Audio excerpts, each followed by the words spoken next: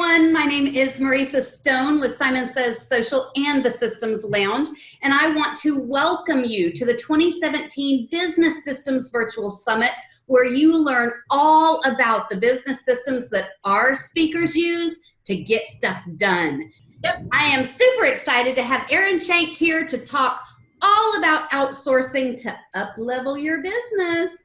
So Erin is the owner of Emerald Support Services, a company specializing in helping entrepreneurs implement their marketing and business building strategies. With a diverse background in finance, sales, business development, and then some, Erin has always dreamed of taking these skills and going out on her own. Never one to follow the traditional rules of business. How many of us can relate to that? She knew that creating her own business was the only way to go. Erin is passionate about helping others succeed and has discovered that she loves creating and implementing strategies for entrepreneurs to help them develop better businesses and achieve the success that they desire. Erin is married with three Labrador retrievers. Wow. She loves party planning, beauty products, organization, and binge watching the TV show Friends while she works. I totally used to love that show. Erin, it is so fabulous to have you here. I am so excited to be talking to you today about outsourcing to Uplevel. Welcome. Yes, thank you. I'm so glad to be here today with you. Excellent. So let's kind of begin at the beginning. What is outsourcing? Sure. So in a broad level, outsourcing really is getting help. It's getting the help you need for the certain things that in your business that you don't know how to do, or that you don't want to do, or that you don't know how to do well. Right. It's really on a broad level, it's getting help. It could be hiring businesses. It could be hiring an assistant.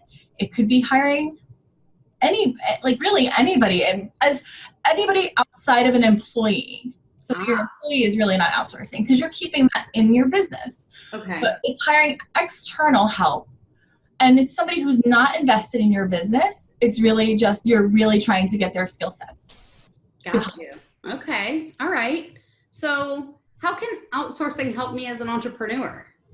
Well, outsourcing can help because you want to scale. So businesses, none of us open a business and say, I want to make, $40,000 a year and that's it.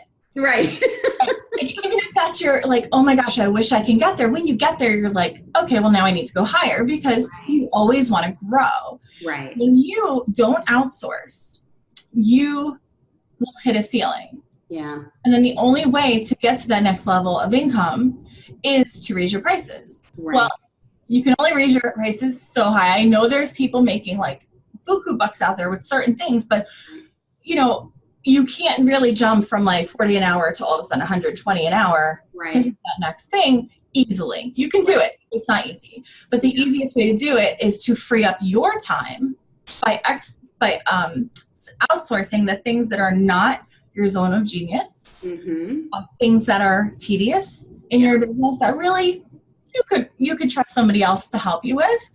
And the other great thing about outsourcing is that you can spend your time then on income producing activities, and that's how you're going to reach your goals. Yes. And that's what you love to do. The reason you opened your business in the first place is because you wanted to do certain things that you love. And when you have to spend the time on those things that you really don't love, there goes a little bit of joy out of your business. Right. That makes total sense. Yeah. So you alluded to this a little bit, but how is outsourcing different from hiring my first, say, personal assistant? So it's very, very different in a way that if you hire an employee, so there's a few different ways you can hire. You can hire an employee. When you do that, you are hiring somebody to work directly in your business. You're hiring them, whether they're full-time or part-time, it really doesn't matter. But you're responsible for their taxes. You're responsible for their work environment. You're responsible for their overhead or their expenses or things like that. So it's a lot more involved. Right. You have to get them health insurance. Right. Provide some source of health insurance for them. You're going to be paying workman's comp. Right. So hiring a person into your business is very involved. It require a lot of different types of overhead. And it's really, you have to watch your structure too, to make sure that you're set up to be able to hire somebody. Because if you're not, there might be some tweaks you have to make to like an LLC to hire somebody. Right. Outsourcing. So let's say outsourcing can be, I'm going to go 2 different levels with this. So one level is hiring a VA. Okay. The VAs generally are business owners who own their own business, who handle multiple clients, but they're responsible for their own taxes. They're responsible for their own, making sure their systems are in place, that they have a laptop, that they have a phone, all those types of things. So that overhead cost just goes away. It's just non-existent, goes away. Right. And you work with them one-on-one. And then there's also outsourcing to maybe like an agency. So an agency is a large scale, can be, and I say large scale meaning like 15 plus people. Right. Who are there to assist your business. And those people, it's their business. That's what they do. And once again, you don't have the overhead. It's just when you hire a VA who has their own business, or maybe like a few people working with them in their business, it's more one-on-one, it's more personal. And then if you hire an agency, you may not get that personal feel. So you might be working with whoever is available to work on your project at that time. Right. But in those 2 situations, like I said, you're not getting covered. You're not having to cover that overhead. It's a lot less expensive. And you can get specialties. You can outsource specialties. So that's really something as well. Yeah. So can you describe for the audience what a VA is? What does that stand for? Yeah, a VA is a virtual assistant. Okay. So they're typically, it's a telecommuting relationship most of the time, I would think, right? Exactly. Okay. Exactly. Yeah. They're like I said before, they own their own business. So you're not responsible for any of their business stuff. Right. And you would work with them, could be an email, could be in project management systems, it could be a weekly meeting. Okay. And basically you take the tasks that you decide that they're going to handle for you and that they've agreed to handle, and then you pass it off to them, they'll work on it, and they'll get it back to you. Got you. Okay, cool. Now, it is different than a personal assistant, a virtual personal assistant. Right. So what sort of things can I outsource? Like, is this specific to the person I'm outsourcing to? Is this simply things that I want to and or should be outsourcing? Like, what would that look like if I was interested in outsourcing?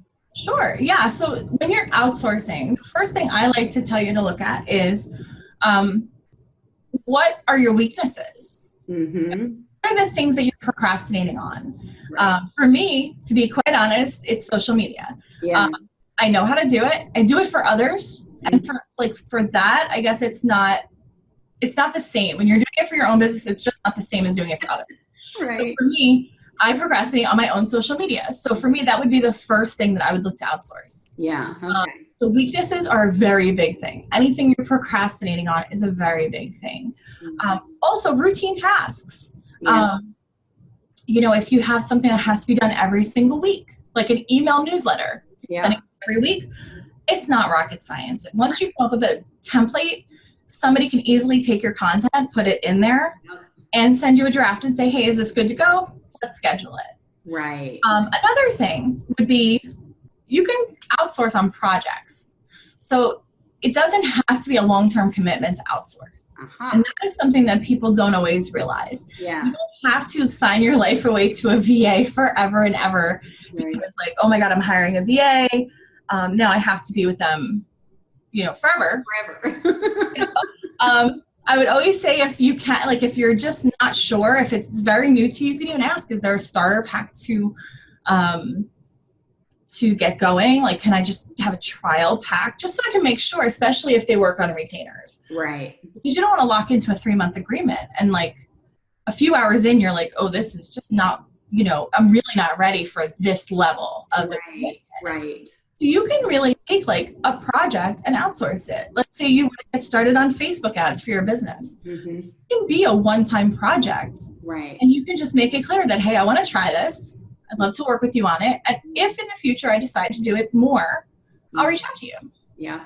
Very nice. And I think that's an important point, is that, I call it the sky is falling mentality, right? I've got so many things going on that I just can't, I can't see the forest for the trees. Yes. And by utilizing somebody that you can outsource a few things to, that really helps clear up the entire picture of what you're trying to accomplish. So, exactly. So knowing that you can do those kind of small projects and stuff, and you're not like married to this person is right. Super important. Just because you're really good at something too, like I would never outsource anything that's a core part of your business. So if you're a coach, you don't want to outsource like, can you come up with a strategy for this client? No, that you want to do that because that's your passion. That's what you want to do. Right. But if you're really good, let's say you're a coach, but you're really good at doing Canva graphics for yourself, but it's eating up your time. Yeah. And even though you're really good at it, it might be a time to get help with some of them. It might be time to have somebody maybe do a whole bunch of bulk ones or create a template for you. And then you can just go in and write a few words and it'll take you 3.5 seconds to download it. And then you're done. Instead of spending 20 to 30 minutes on creating the perfect thing. Right. So there's so many different things that you can outsource on. And like, it doesn't have to just be about your weaknesses. It can be about the things you're good at. It's just what's eating up your time and taking you away from doing the things that are going to make you the money in your business. Right. And I always ask my clients the question, what's your hour worth? Should you be doing, this kind of mundane task when you really need to be spending your time on, income producing activities? So yeah, exactly. I totally agree. Yeah. It's so funny. I started asking myself that question in my personal life too. Yeah. I now outsource my food shopping. I do it online. And yes, I spend like 30 minutes or so online doing it. Yep. But I'm not walking the store and I'm not spending the time. And, I had some people who were, they have money issues, I guess, because they're like, oh, you're going to pay for that. I was like, well, yeah, because you know what? My hour is worth more than what, it would cost me more money to go do it. Exactly. Just do it this way. I'm losing money if I go to the store. Exactly. And I think that's where the real switch from, perhaps employee or wherever you were to CEO really takes place, is you start recognizing that you're supposed to be working on your business, not in your business. So yeah, so I think that's important. So let's say I've decided, okay, I really want to find somebody to outsource some of these tasks to. What are some of the things that I should look for when I'm searching for somebody to outsource work to? So when you're looking for somebody, first off, you really want to decide, is it going to be project-based or are you looking for a long-term partnership? Right. Because you're going to look at things differently depending on which way you're going. Right. If you're going to do either way, I would ask for referrals from your network first thing. Yeah. Because your network, even though the person they use may not be right for you, those are the people I would check out first, because they're already working with people that you know. And especially if it's somebody that you connect with really well, or you really like the work that's coming out, or you notice that there's an uptake of how their business is showing up, that might be somebody that you'd want to talk to then. Yeah, that's an indication that maybe they're on the standard that you're looking for. Exactly. Yeah.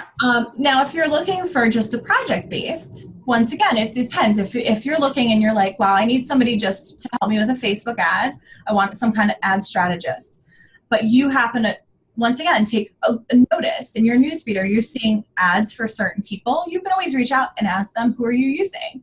Yeah. Otherwise, you can always go to the groups and kind of say, hey, I'm looking for this. The problem with that is that you're going to get probably like 100 people saying, I'm here. Right. So if you can go the referral route, I totally would. Okay. I will say once you do that, you have that trust factor too. Like somebody's already using them that you know. Right. So it's a little bit easier kind of to connect with somebody then. And they can do a warm intro. Yeah, that totally makes sense. And then if you like what like you said, if you like what's being produced, in their business, then that's another indication that you'll probably work well with that. Exactly. Another thing I would say too is really make sure you're looking at their website. So if let's say either way, let's say you ask for recommendations or you happen to put out in a group saying, hey, I'm looking for somebody and I can't find somebody. Check out their website and check out, one, do you resonate? Like, do you connect with that website? Is it like you go there and you're like, this is amazing, this is nice? Or is it like, there's something off here? Yeah. Do you like their package structure? You know, they may be looking for a commitment because they want retainers, and you might be like, I'm really just in the trial mode here. Right. If you do connect with them, you can always ask them about that, but that might be a deal breaker. Right. And the other thing is too, make sure that their grammar is right on their website. Make sure their spelling's right. Like, if their spelling's wrong on their website, you don't want to have your spelling wrong on a Facebook ad. Nope, that is true. You know, that's the worst message to get is, hey, did you know this word is spelled wrong on your ad? And we're so focused on getting things done that we didn't even notice when we're the top level person just getting it done. Right. So that's a big thing to look for too. Yeah, no, that totally makes sense too. So what are some of the things that I should avoid when choosing someone to outsource to? Avoid hiring super fast. Don't hire the first person you talk to, okay. Even if that person's amazing. Yeah. I've had referrals come to me, and sometimes I'm the first person and sometimes I'm not. And I love it when they tell me they're going to go talk to some other people. Yeah. Because not every VA is a fit for every person. Right. Not every strategist is a fit for every person. Not every web designer is a fit for every person. So you want to make sure that you're not hiring out of desperation. You want to hire because you're connecting with this person. You feel like they're speaking your language. You feel like they get you and they get your business. And if they don't quite get it yet, you feel like they're going to learn it. Right. You know, I don't know the restaurant business, but I do have a few restaurants, and I have taken the steps to learn some of the things about their business and like the timing that you want to do certain things so that this way we're effective. Right. If I wasn't, if I wasn't willing or able to do that, I really wouldn't have been a great fit for that person. Right. So that's something to really keep an eye on for sure. Yeah, I can totally see that. And you also want to fire fast. So if you hire somebody and you're like, okay, and you're going along and this is like, maybe you're not getting the turnaround you wanted because maybe it wasn't made clear in the interview that you were looking for this turnaround and they're on this turnaround. Right. Or maybe they were a great interview, but the work is just not what you were expecting. Right. Don't take it personally. Just fire fast. This is your business, and you want to grow fast and you want to grow strong. And the longer you let that person, like, you can give them one or two tries if it's, there is a learning curve when you're first working with somebody, but if it's a specific thing that keeps happening over and over, it's time to just say, you know what, I don't know that this is the right fit for me, and I wish you luck. And I'm glad you say that, because I think a lot of people do get kind of stuck in that, well, I owe this person something. No, you don't. This is your business. This is your baby. You would not turn over your infant into somebody who was not taking good care of them. Exactly. So don't do that for your business, right? This is your money-making venture. Like, this is your lifeline. You've got to take good care of it. You got to look at this as this is the person that's going to help that pocketbook grow. And if it's not, it's, either a strategy needs to change or your assistance needs to change. Yeah. And it could be anybody. It could be even your web designer. Person can mean a web designer, a Facebook strategist, a marketing strategist. And if your website's like not grabbing people anymore, maybe it's time to revisit that and get somebody fresh and new to even if you don't want to do a whole full remodel, at least freshen it up a little bit with maybe some new ideas. Yeah, totally. So what if I'm at a point in my business where I'm not ready to hire somebody full time? Are there still, can I do this outsourcing kind of one-off things that maybe aren't necessarily project based, but let's say I want somebody to, I don't know, create some graphics or put together a social media calendar for me or whatever that happens to be. Are there opportunities to kind of do these just one-off jobs? Absolutely. Okay. That's a great question, because like I said at the beginning, there's so many people think once you're hiring that VA, you're married to them, and Right. it's going to take, you're there forever, or at least as long as their contract is there. Right. So what you're going to want to look for is very, very much at the beginning, do they have a smaller pack that you can just try out? It might be a trial pack for some people. I have small packages in general, and my clients love it because there's no stipulation on when they have to be used. So, Right. If I have 5 hours, if you use that 5 hours in a week or a month or 3 months, I don't care. Right. It's your business. You need to use it as you need to. Nice. You can also go out to places like Fiverr. They're more project-based generally, Mm-hmm. but it's a place you can go for some quick social media graphics. Right. And it's not a marriage, once again. If you like them, you kind of keep them, and then you go back to them over and over. Right. But it's really at that point, you're going to be looking at your agreements and how people work. And you can tell a lot from the person's website. If they don't have their pricing or their structure, like how they're structuring their time on their website, then it's a discussion you'd have to have in the interview. Yeah. Be upfront in the interview and say, how does this work? Yeah. Do you I see that you have a 10-hour retainer per month on your website. Do you have something smaller that I can try you out? Yeah. Or that I might not need that type of support right now. Can we do something else? Can we do something custom? Right. Ask. Cool. Yeah, that's a good idea to ask if you can do something custom. I had never really thought about that.